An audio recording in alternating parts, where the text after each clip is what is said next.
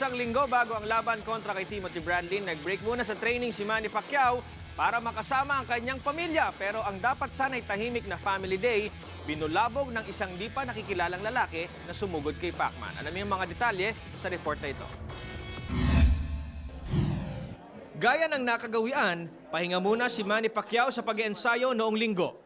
Dumalo siya kasama ang pamilya sa Sunday worship sa Shepherd of the Hills, Allenford Avenue sa Los Angeles, California.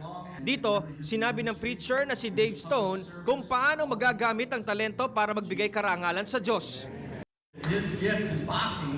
He's an athlete. But if you know Manny, like I've gotten to know Manny over the last couple of years, you know that his passion is to spread the gospel. Una na rin sinabi ng People's Champ na nakamove on na siya matapos mabatikos sa issue ng same-sex marriage. Hindi ako nalungkot, hindi ako nagalit sa kanila. That's the world. You cannot please everybody. Wala rin daw siyang karapatang manghusga. I'm not saying na huli ako o tao rin ako makasalanan.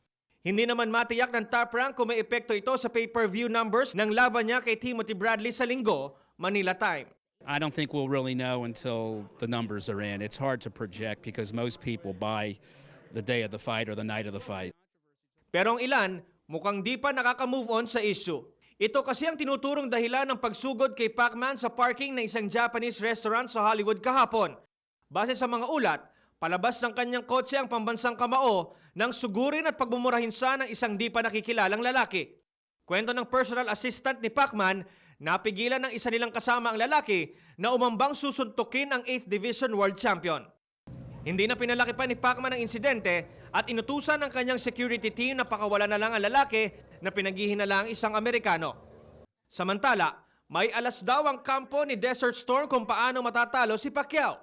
Base raw ito sa napag-aralan nila kina Juan Manuel Marquez at Floyd Mayweather Jr., dalawang boksingerong nakatalo kay Pacman. There's always something before the obvious.